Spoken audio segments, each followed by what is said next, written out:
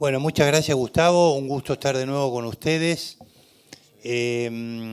Como algunos ya han escuchado esta presentación, vamos a darle un sesgo distinto de acuerdo a lo que hablamos con Gustavo, en el sentido de enfocar mucho en el embudo final el impacto de todo esto sobre la competitividad, o sea, centrarlo desde el punto de vista de la enorme importancia que tiene modificar la estructura impositiva y el nivel de presión tributaria para que la Argentina sea un país competitivo.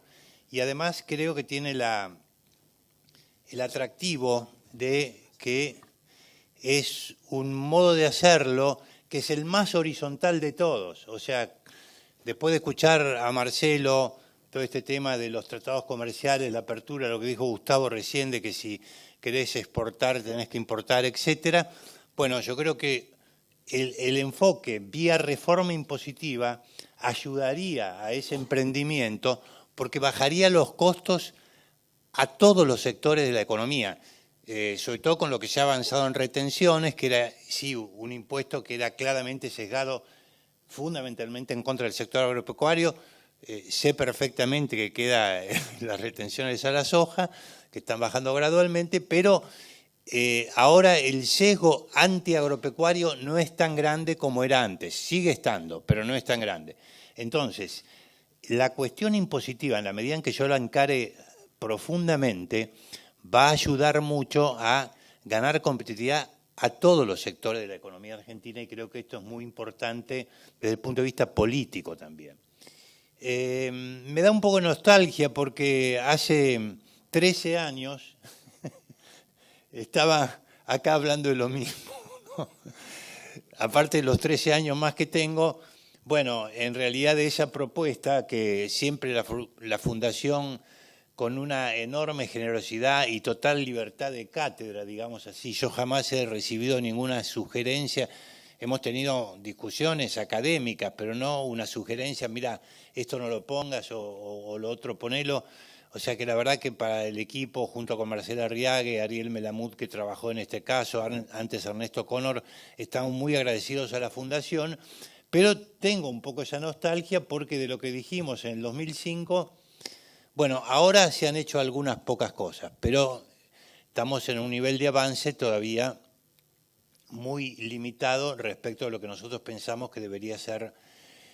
Y esta era la breve referencia a los antecedentes que había que hacer, o sea, marcar o recordarles, porque por ahí algunos lo saben, otros no, la trayectoria que tiene la Fundación en esta materia, o sea que después hubo trabajos encargados a colegas de la Universidad de La Plata también, o sea que la Fundación ha estado trabajando en este tema de manera sistemática desde hace muchísimo tiempo, hace unos 15 años en total o algo por el estilo. Vamos a ver diagnósticos, muy breve referencia a la reforma en curso, porque la doy por sabida, esa bolilla supongo que la sabrán.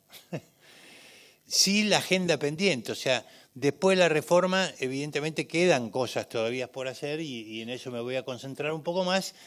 Y el embudo que les decía al final, bueno, ¿cuál sería el impacto sobre la competitividad de completar la agenda pendiente y suponer que la reforma en curso también se va cumpliendo de acuerdo a los plazos establecidos, ¿no? Bueno, no hay ningún país comparable con la Argentina en cuanto a su nivel de desarrollo, trayectoria, etcétera, que tenga un sistema impositivo tan contrario como el nuestro a la inversión, al desarrollo y también al progreso social, porque todo lo que tiene que ver con la equidad es un personaje casi ausente en el sistema tributario argentino, o sea que no es solamente un tema económico, es un tema profundamente social, ¿no? Los principales problemas son 4. Primero, la presión impositiva, que es muy alta. Segundo, la evasión, que también es muy alta y es un instrumento tremendamente contrario a la competitividad. Bueno, los impuestos distorsivos, que acá los llamamos elegantemente una carga tributaria contraria a la inversión y la competitividad, y la mala calidad y baja recaudación de los impuestos progresivos, que básicamente es el impuesto a las ganancias y sobre todo el impuesto a las ganancias de las personas, ¿no? Que ha sido en los países desarrollados que avanzaron uno de los grandes instrumentos para construir una sociedad más equitativa. Bueno, presión tributaria estaríamos en el 34% del PIB en 2017, 35,9% si consideramos el impuesto inflacionario, que es un impuesto, con lo cual estamos en un rango 36 entre 116 países. Abajo está equivocado, bueno, está el gasto público, 40,5% del PIB, rango 28, no entre 16, sino entre 116 países, que son los que computa y compara el Fondo Monetario. O sea, estamos mezclados entre los países, tenemos una presión tributaria y un gasto público más bien similar a los países desarrollados, pero el problema es que nosotros no somos un país desarrollado y entonces ahí ya tenemos un ruido importante. Después, han aumentado mucho los impuestos antidesarrollo, que la economía los llama impuestos distorsivos. ¿Qué quiere decir básicamente estos impuestos? Son impuestos que de manera directa me aumentan el costo o me bajan el precio al que yo puedo fabricar o vender. Me aumentan el costo, bueno, claramente ingresos brutos, que es un impuesto en cascada. Encontré una frase deliciosa de Adam Smith, o sea, en 1780 o algo por el estilo, no me acuerdo exactamente la fecha, que cuando habla de los impuestos hace una gran crítica a la alcabala. La alcabala era un impuesto que venía de Arabia, bueno, por eso ese nombre, que adoptaron los españoles y que era ingresos brutos en el fondo. O sea, un impuesto en cascada. Y Adam Smith poco menos que se burla diciendo, mirá la ridiculez de este impuesto que tienen los españoles que los está sacando de la competencia. Hace eso 240 años se dijo, ¿no? Bien. En 2016 Argentina tenía 11% del PIB en impuestos distorsivos. Si le saco el impuesto inflacionario, era 8,1, o sea, el resto es inflación. Pero la inflación es un impuesto muy distorsivo también, porque castiga a unos más que a otros. No todos los sectores están igualmente afectados por la inflación, y todas las personas tampoco. Los más pobres están más afectados que los menos pobres. Brasil, gracias a Dios que existe, porque lo tenemos relativamente cerca. O sea, Brasil cobra 6,6 y 5,8 sin inflación. O sea, tenemos 2 puntos y pico más que Brasil de impuestos.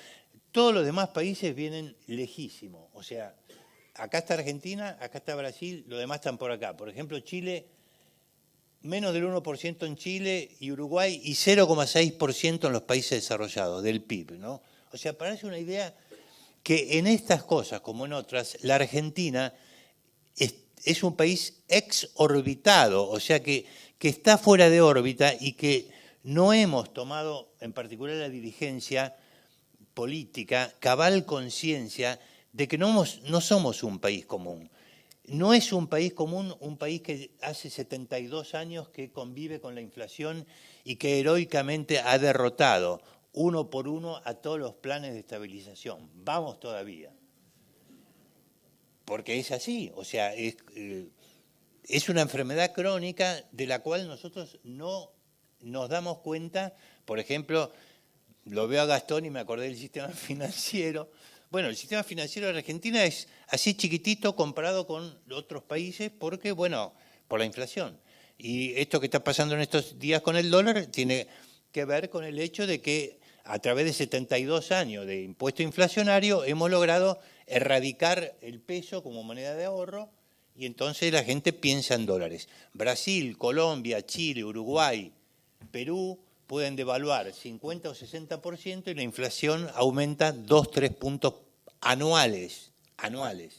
Esto fue lo que hicieron todos estos países a partir del 2014, cuando caen las materias primas, todos devaluaron mucho y la inflación subió del 3 al 5 o del 4 al 7. En Uruguay un poquito más, llegó al 9 y pico, cerca del 10, pero bueno, después bajaron. Y es tremendo el impacto sobre la actividad económica, el impacto negativo que tiene esto, ¿no? O sea, nuestro síndrome antidesarrollo, estos impuestos lo agravan, ¿no? El síndrome antidesarrollo, bueno, la inversión en la Argentina en el 2016 fue 14,8% del PIB. estamos por abajo de 124 países dentro de una lista de 143. Por eso le digo que somos un país exorbitado. Y creo que uno de los principales errores, perdón el salto, pero es importante decirlo, que cometió el actual gobierno es no hacer un correcto beneficio de inventario de entrada. Porque ahora, cuando empiezan a aparecer problemas, es más difícil convencer, bueno, pero vos hace ya 2 años que estás. Y realmente la herencia que recibió este gobierno es, digamos, comparable con muy pocas otras que yo conozca, ¿no? No solamente de la Argentina, sino de otros países, ¿no? El Producto por Habitante entre el 2011 y 2016 cayó, o sea, nuestro crecimiento en esos 5 años, 6 años en realidad, se ubicó en el puesto 164 entre 181 países, exorbitado, todo es exorbitado, ¿no es cierto? Bueno, y afortunadamente en el año 2017 se recuperaron la inversión y el crecimiento, dando inicio a un ciclo que puede perdurar. Por ejemplo, la inversión, si la medíamos a precios corrientes, subió de 14,2 a 15,2. 1% del producto no está mal, son 6.000 millones de dólares, pero nos faltan todavía 7 u 8 puntos para poder sostener un crecimiento. Y los impuestos antidesarrollo han tenido un impacto muy grande en esta caída de la inversión y consecuentemente en la caída del crecimiento, en la caída de la competitividad, etc. Después, la estructura tributaria que tenemos es antisocial, o sea, no solamente va en contra del desarrollo económico, del crecimiento, sino también del desarrollo social. Los impuestos progresivos, que son los impuestos a los ingresos y a la propiedad, tienen baja incidencia y baja calidad. En la Argentina recaudan 6,1% del PIB versus 13,1% en los países desarrollados y 8% en Brasil, Chile y Uruguay. O sea, para llegar al nivel de Brasil, Chile y Uruguay, Argentina en impuesto a las ganancias y a la propiedad debería recaudar 200.000 millones de pesos más de lo que recauda. Para dar una idea, una sensación térmica, ¿no? Entonces, el grueso de nuestra presión tributaria surge de impuestos al trabajo y otros impuestos contrarios a la equidad, como el IVA o los impuestos distorsivos. O sea, tenemos una pésima estructura impositiva. Y hay muchas inequidades en el impuesto progresivo. Por ejemplo, ganancia de las personas. El mínimo no imponible, por la conocida presión que hubo de los sindicatos, etcétera, que se mantuvo congelado, ¿se acuerdan? Durante mucho tiempo el mínimo no imponible, y eso dio lugar a una reacción muy adversa en contra del impuesto, que la verdad que se equivocó mucho el que se le ocurrió ponerle el nombre de impuesto a las ganancias. Antes se llamaba impuesto a los réditos, en todos los países se llama impuesto a los ingresos, porque es erróneo llamarlo impuesto a las ganancias, al menos al de las personas, porque en realidad es un impuesto al ingreso, en todos los países es un impuesto al ingreso, ¿no? El mínimo no imponible en la Argentina, en porcentaje del ingreso promedio, es el doble que en América Latina. O sea, ha quedado muchos sectores sociales que en Europa alguien que gana 2.000 euros o 2.500 euros por mes paga el impuesto a las ganancias. Pagará el 1%, el 2%, porque se parte una alícuota muy baja, pero tiene una base amplia el impuesto a las ganancias. Bueno, y si integro, como debería ser, ganancias y aportes personales, un asalariado que gane 10.000 pesos por mes tiene que pagar, que esté en blanco, lo cual no es fácil de encontrar a ese nivel, por obvias razones. Tiene que pagar 14% de aportes personales, sin contar los patronales, pero como lo que él propiamente tiene que aportar. O sea, si yo integro los dos conceptos, que en el fondo es el mismo, ganancias y aportes personales, ese señor que gana 10.000 pesos mensuales paga el 14%, ¿no? Un autónomo que gane, por ejemplo, 80.000 pesos mensuales, bueno, el autónomo que gane 10.000 paga 11, o sea, paga menos que el asalariado, ya de entrada. Ahora, si nos vamos a una escala de 80.000 pesos, un asalariado paga el 15,5, un autónomo 8,6 y un monotributista 6,8. Explíquenme ustedes y después se sorprenden de que en la Argentina haya muchos monotributistas o autónomos. Digo, o sea, ser asalariado formal en la Argentina es un castigo, pero además es tremendamente inequitativo este sistema, ¿no? Bueno, y a esto se agrega la irritación de que no se ha logrado todavía que los jueces y otros funcionarios judiciales estén exentos de pagar. Teóricamente los nombrados a partir del año 2017 deberían pagar, pero hay un litigio pendiente en la justicia, así que no sabemos si finalmente se concretará o no. Después vemos cuáles son los números de la jubilación de los jueces y por partida doble, o sea, no pago impuesto a las ganancias y después tengo jubilaciones de privilegio, es el único sector que ha quedado en la Argentina con jubilación de privilegio. O sea, ustedes ven que desde el punto de vista de la equidad social, el sistema que tenemos también es muy malo, no solamente es un problema económico este, ¿no?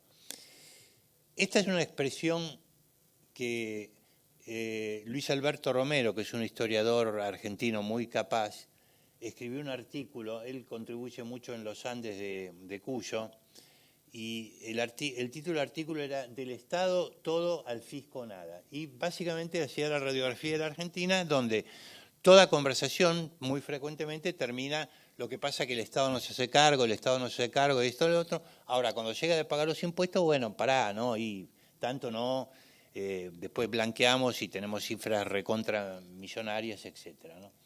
La evasión es todavía muy alta, pese a que yo creo que la gestión de la administración tributaria ha progresado en la Argentina, se han dado pasos importantes, pero fíjense, por ejemplo, la reacción que generó el Postnet, la generalización del Postnet, que a partir del 1 de abril de este año tenía que ser obligatorio para todos. ¿Y quién fue el primer sector que protestó?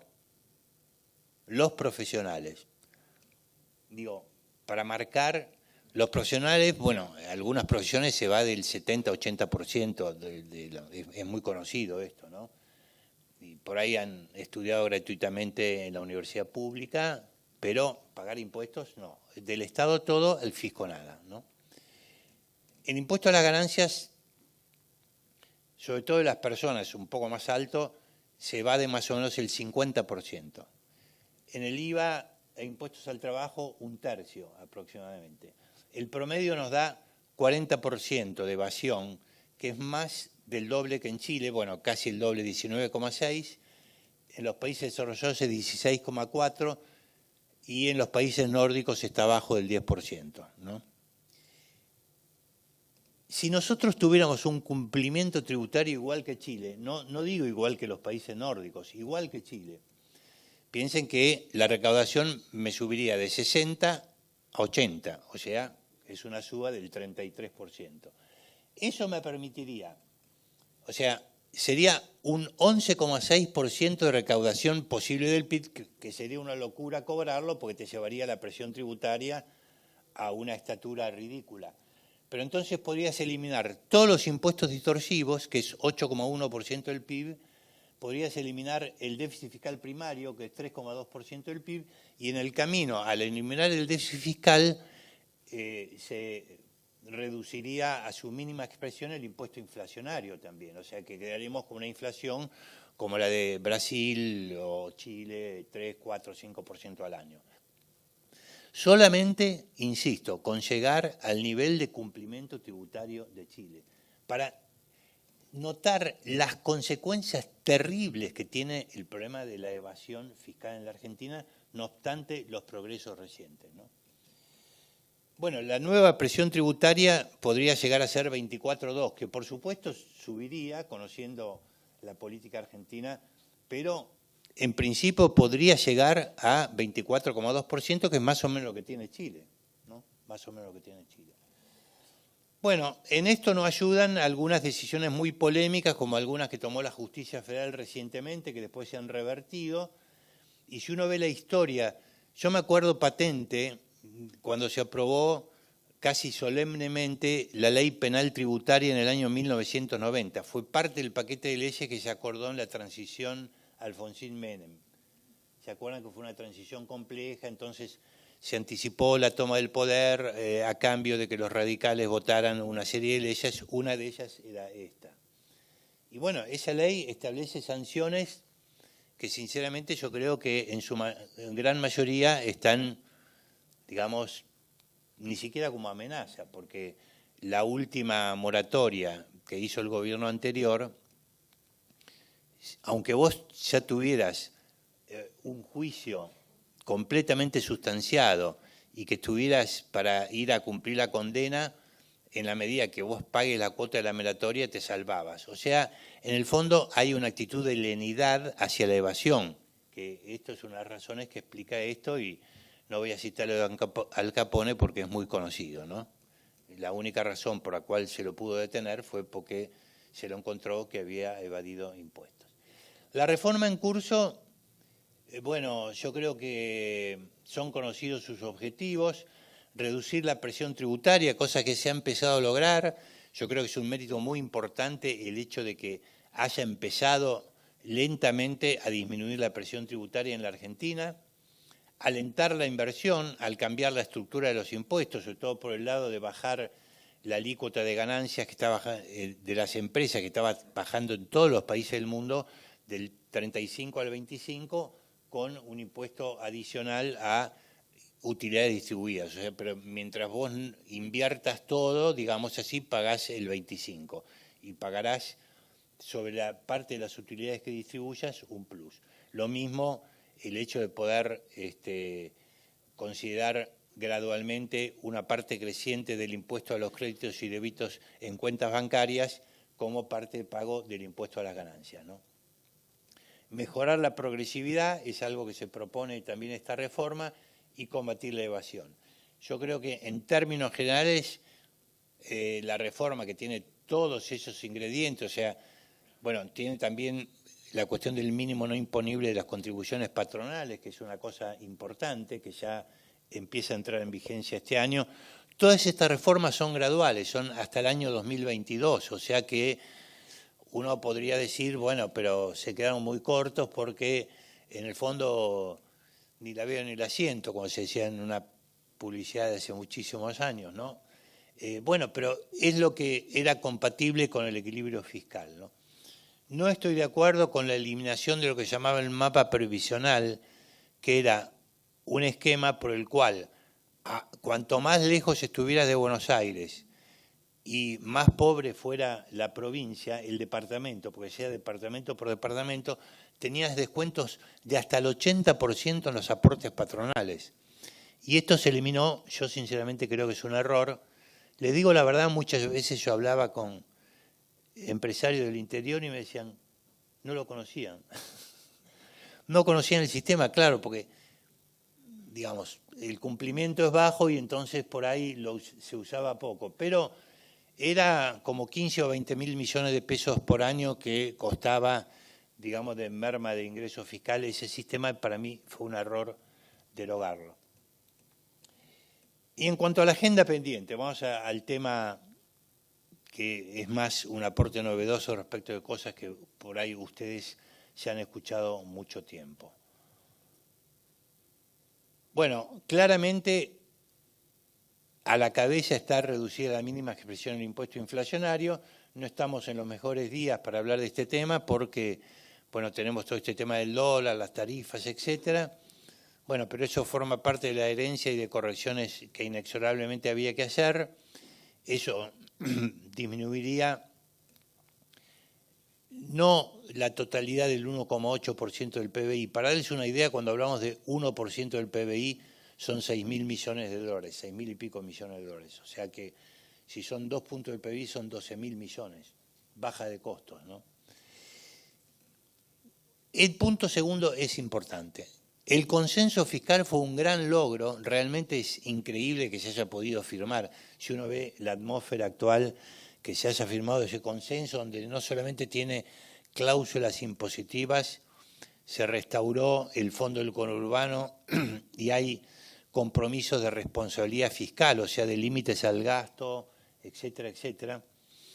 Bueno, y tenía toda una parte impositiva que incluye un cronograma de rebajas del impuesto a los ingresos brutos. la alcabala de los españoles de la cual se burlaba Adam Smith.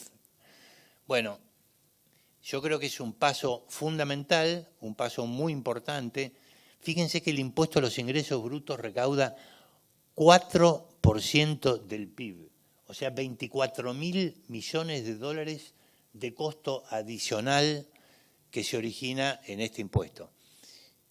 Tendríamos que añadir aproximadamente un 1% del PIB, que son impuestos municipales análogos. Muchos lugares se llaman de seguridad e higiene, tienen diversos nombres, pero básicamente tiene el efecto de cascada. O sea que serían 5 puntos del PIB. A eso le tenemos que restar una parte que no es menor, porque ingresos brutos también se paga en la etapa final. Y entonces eso que se paga en la etapa final no es que escala. Pero para darles una idea, si ustedes van a Córdoba y se toman una cerveza o compran una cerveza, 12% de lo que van a pagar es ingresos brutos. Para darles una idea de hasta qué punto es la incidencia, ¿no? Bueno,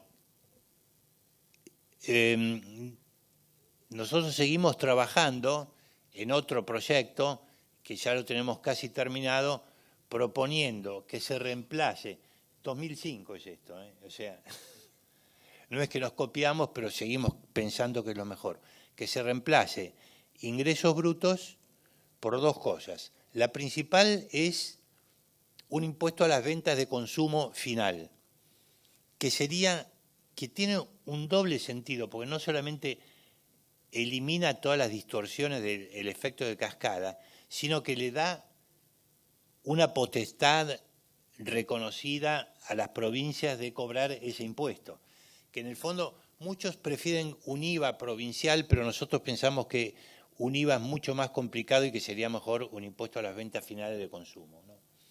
Y bueno, estamos haciendo los números y cierra perfectamente.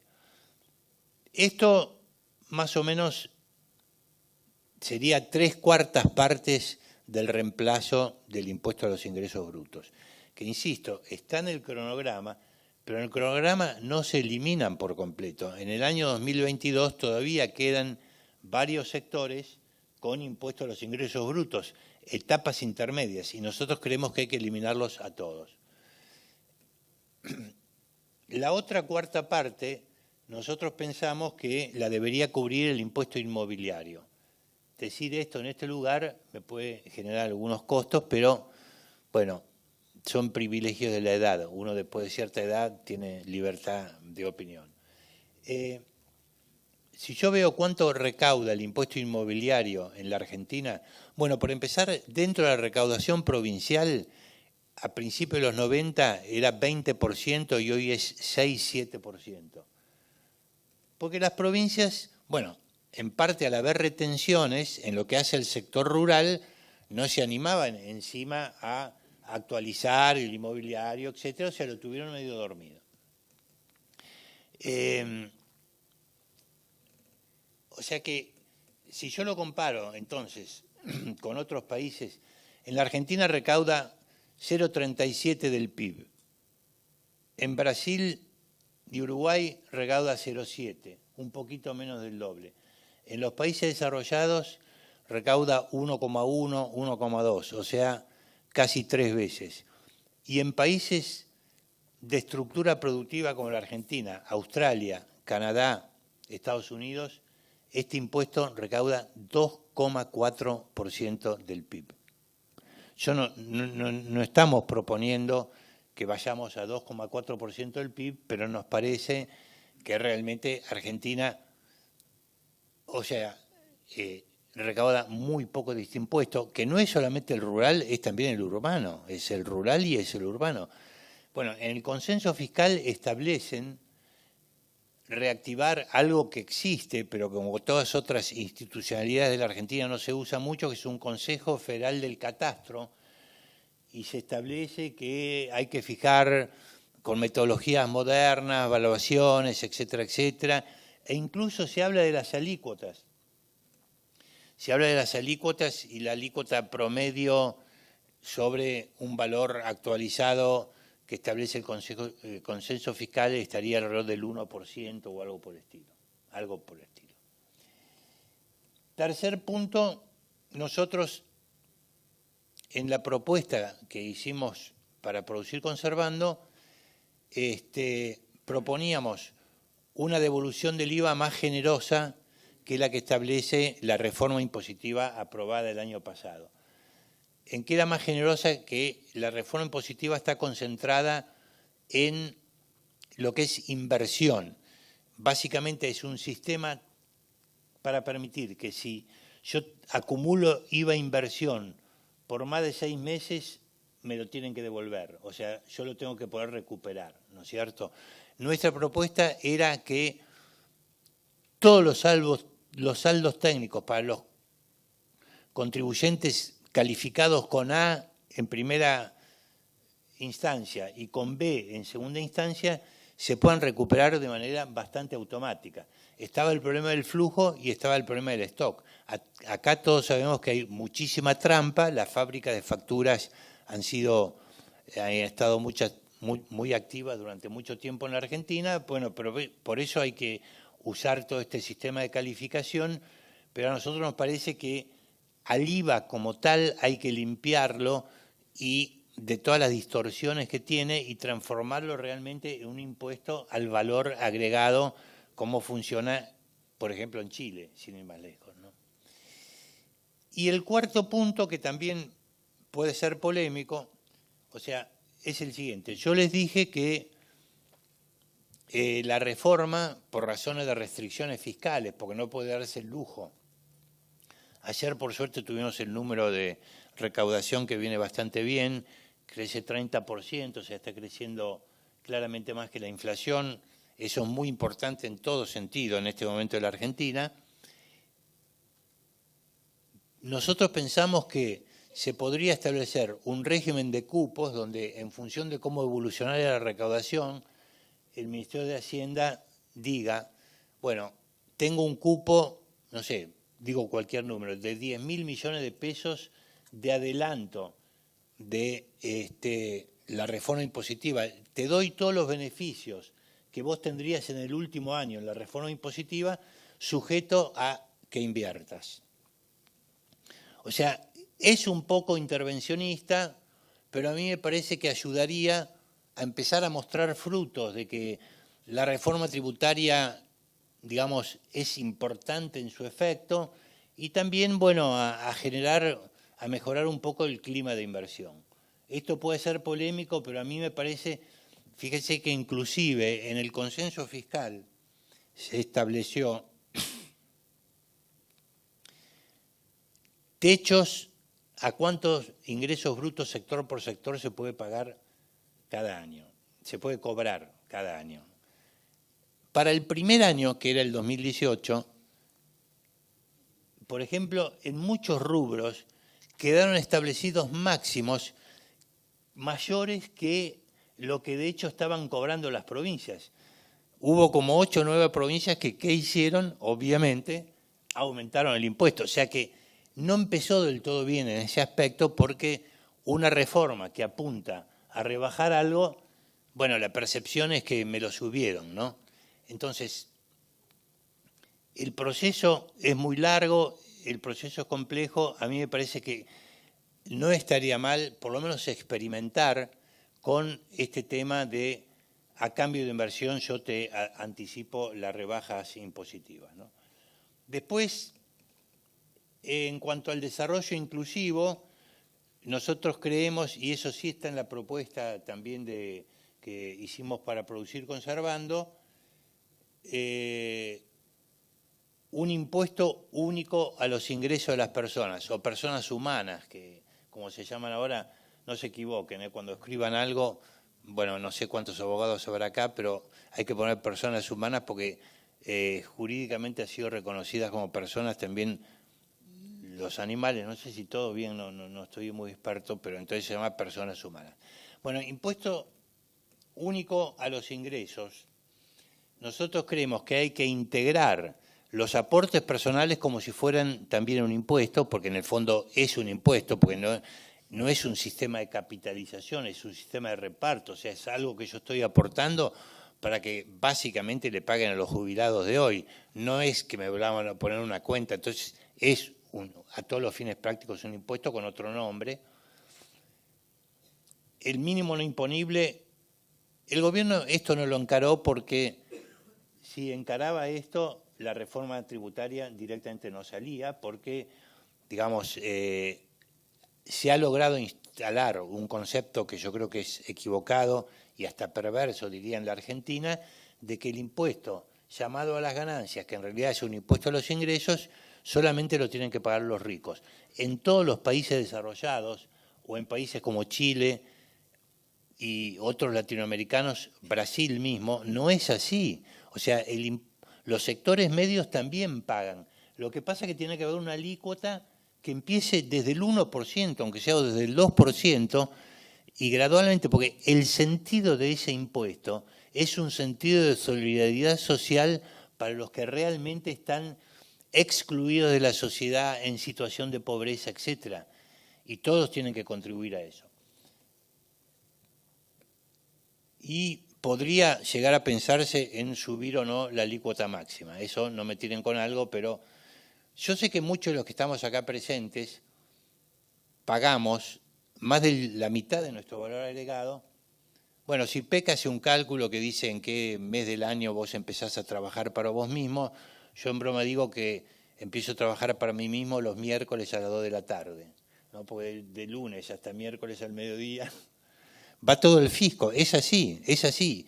Si vos estás totalmente en blanco en la Argentina, tenés una tasa sueca o dinamarquesa, o sea, una tasa altísima, y lo que recibís a cambio, comparado con Suecia o Dinamarca, es bastante menos, por decirlo de una manera educada. Entonces, tenemos un problema muy importante en ese aspecto. Bueno, la rebaja de costo de producción, si se reducen casi a cero los impuestos distorsivos en 8 años, o sea, yo tampoco creo que esto pueda hacerse de la noche a la mañana. Bueno, el ritmo de la reforma se puede ir regulando de acuerdo a cuánto crezca la economía, la recaudación, etcétera. Se pueden bajar los costos de producir en la Argentina en 44.000 millones de dólares, que es el 6,8% del Producto Interno Bruto. Es una enormidad, realmente, es una enormidad. ¿Cómo? ¿Pero quién lo pagaría? Los pobres no, seguro que no. Más bien se van a beneficiar los pobres por la creación de empleo. Los evasores seguro que sí. Las personas de ingresos medios y altos también, pero los cumplidores se van a beneficiar porque ya vimos que la presión tributaria naturalmente puede bajar, o sea que este tipo de reforma es una reforma que además yo creo que es ganadora en todos los aspectos porque además beneficia a los cumplidores, a los que los miércoles a las 2 de la tarde empezamos a trabajar para nosotros. En realidad, con un esquema así, podríamos empezar a trabajar para nosotros el martes al mediodía, o sea, ganaríamos un día de la semana, no es poco. Medio en broma, pero es bastante en serio. Si Brasil no haría lo mismo, o no hace lo mismo, Argentina incluso ganaría competitividad estructural con Brasil, porque Brasil es el único país que tiene un impuesto, una estructura tributaria que de alguna manera hay efecto cascada, o sea, y por una magnitud relativamente importante. O sea que sería bueno desde ese punto de vista también. Porque ya mencioné que Brasil era el otro país que tiene muchos impuestos distorsivos, ¿no? Menos que Argentina, pero tiene bastantes. Bueno, reducir la evasión es una política pro competitividad y doy 2 ejemplos y con esto termino. El caso de la cadena agroalimentaria yo creo que es muy claro. La evasión es muy alta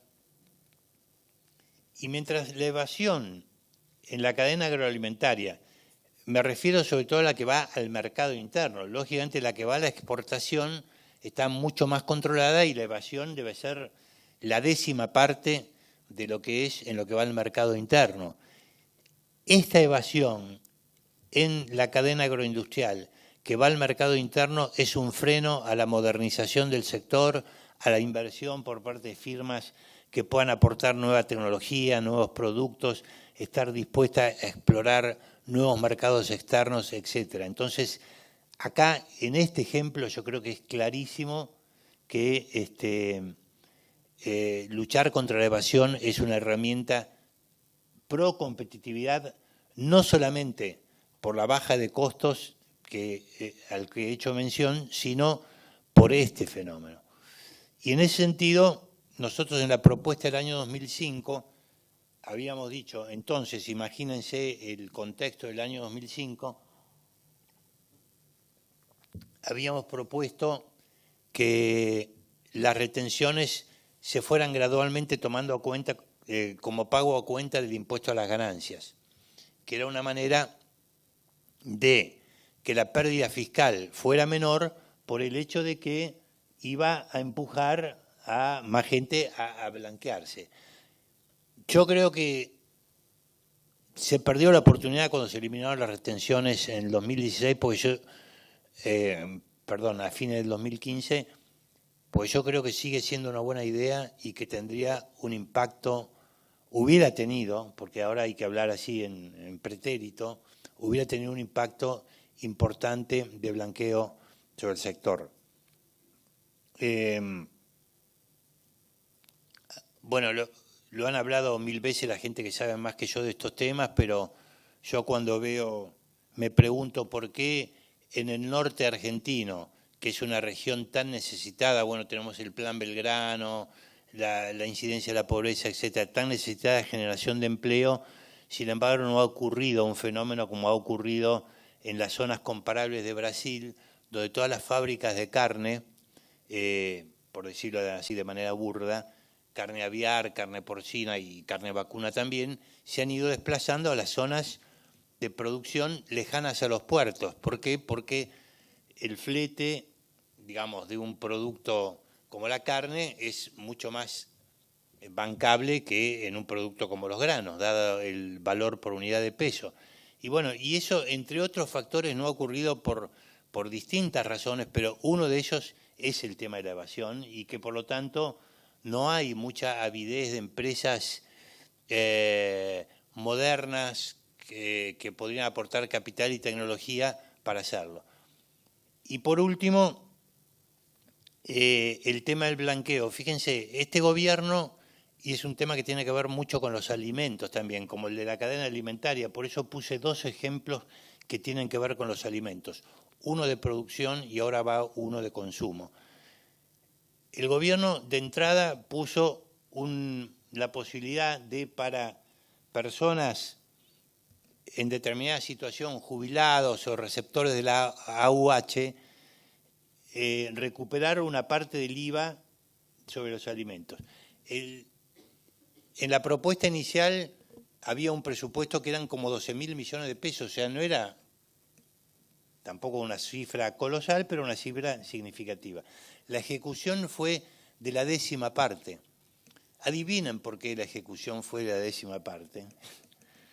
Porque a la gente le sigue resultando más conveniente ir a comprar a un supermercado que está en negro, no voy a decir lo que muchos imaginan, porque hay varios, a un supermercadito, mercadito, lo que fuera, porque está en negro, igual lo compro más barato que, bueno, hacer el trámite con el IVA, qué sé yo, etcétera. Más el hecho de que por ahí no me aceptan la tarjeta, o sea, una cantidad de complicaciones. Pero fíjense cómo la evasión afecta negativamente no solamente la producción, las exportaciones, la competitividad, sino también afecta a las políticas sociales, porque esta sería una política social. Argentina podría ser una política nutricional en la medida que estuviera más en blanco, una política nutricional mucho mejor, con descuento selectivo, como lo hemos propuesto acá varias veces, a los alimentos más nutritivos. Argentina tiene una mucho mayor incidencia de malnutrición que de desnutrición. En fin, creo que todos estamos de acuerdo en esto, la cuestión es seguir peleando. Yo creo que el gobierno está en una dirección correcta, pero hay que ayudarlo por ahí con ideas para que se aceleren un poco los plazos. Muchas gracias.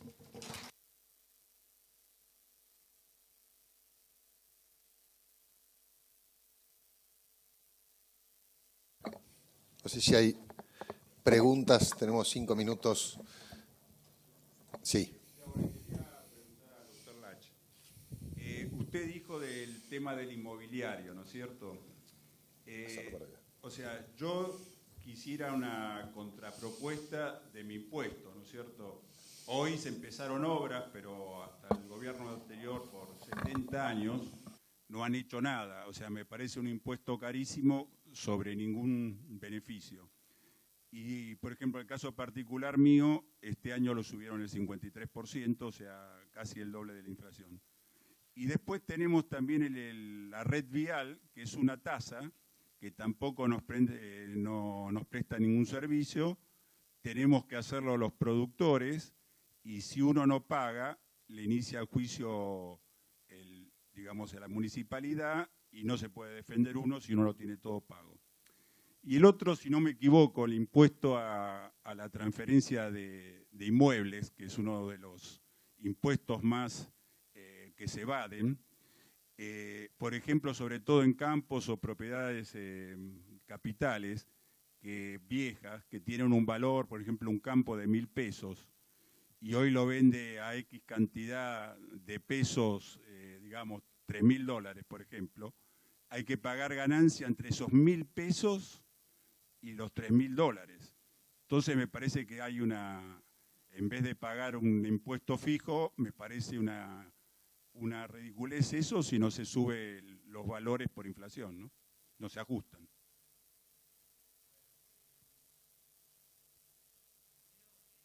La propuesta que hicimos para producir conservando, nosotros hacemos recomendaciones sobre la tasa vial, porque nos parece efectivamente, bueno, varía enormemente según municipios. Hay municipios que hacen bastante al respecto, en parte coinciden con aquellos como el municipio de Tandil, que hace muchísimos años que tiene un consorcio con gran participación del sector privado, ¿no es cierto?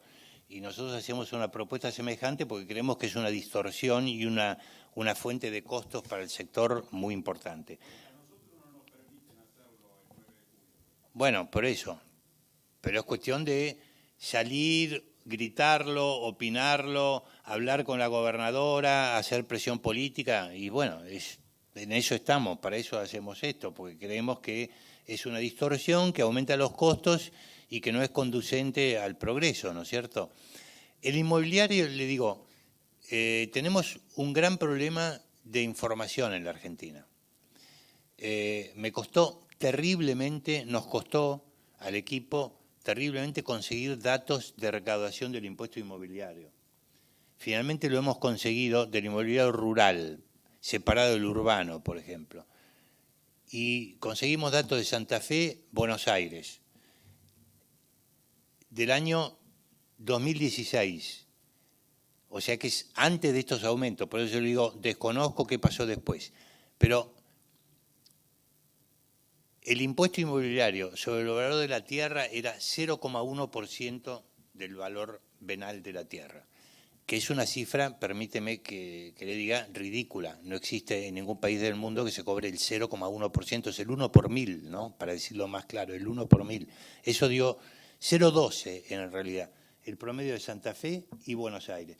Córdoba es distinto, dio más, porque en Córdoba hay 3 que se asemejan un poco a la idea suya. Hay 3 que van a fondos específicos para obras de infraestructura, o sea que no pueden estrictamente considerarse un impuesto porque, bueno, tienen una aplicación. Después, ¿qué ha pasado? Lamentablemente es poco menos que imposible conseguir información. Me hubiera gustado decirle, bueno, cómo está la cosa hoy en materia de qué porcentaje del valor de mercado de la tierra es el impuesto inmobiliario, pero no se lo puedo decir. Los datos que conseguimos son del año 2016.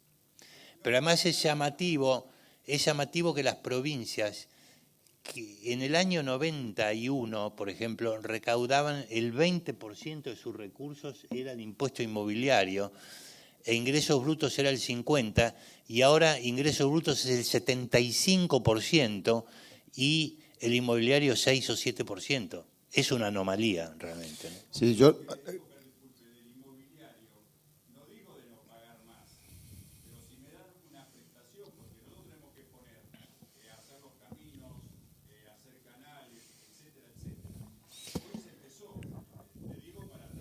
Sí. Yo hago un comentario que Juan lo dijo, pero me parece que es bien válido acá.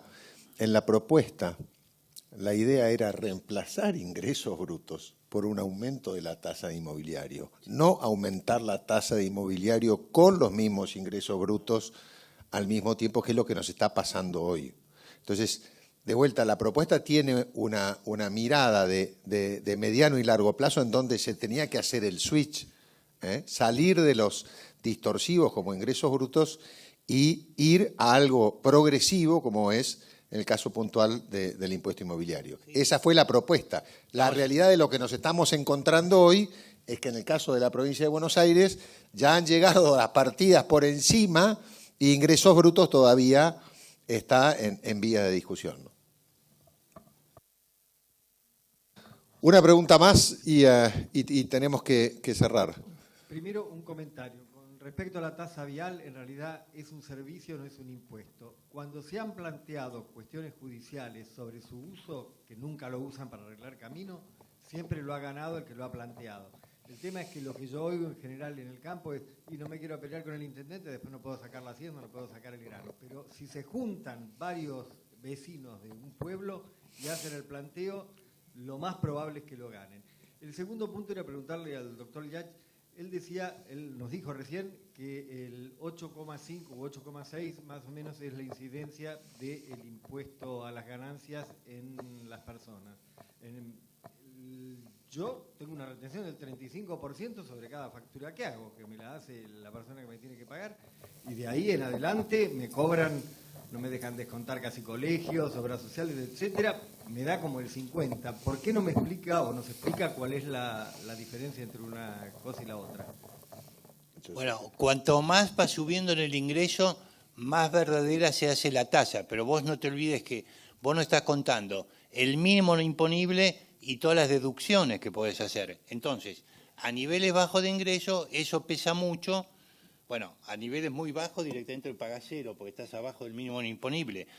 Y después tenés todas las deducciones. Entonces, la alícuota nominal no es la que realmente vos pagás sobre tu ingreso total. ¿Me explico? O sea, esta cuenta que nosotros presentamos, hicimos un cálculo para todos los tramos de ingreso que casi nunca se ha hecho, y sobre todo de integrarlo con los aportes personales. Y ahí te das cuenta que si se hubiera tirado la monedita a ver cuánto pagaba cada uno, no hubiera salido tan distinto. O sea, es una cosa absurda y muy inequitativa. ¿Quién paga cuánto en el impuesto a la ganancia de las personas o a los ingresos personales? En cuanto a lo primero, hay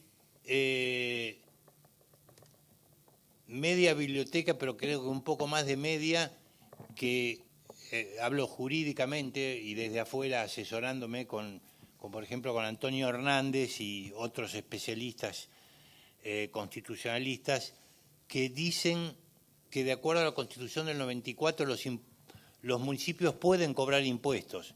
O sea que lo de la tasa hay que verlo porque a veces se le ponía el nombre de tasa porque legalmente no se podían cobrar impuestos, pero en la realidad son impuestos. Por ejemplo, la tasa de seguridad e higiene, la tasa para ser tal tiene que reflejar el costo de prestación del servicio. Y si vos ves cuánto gastan los municipios en vial o en seguridad e higiene, no tiene nada que ver con lo que recaudan, con lo cual se revela que en realidad es un impuesto, o por lo menos una parte importante es un impuesto.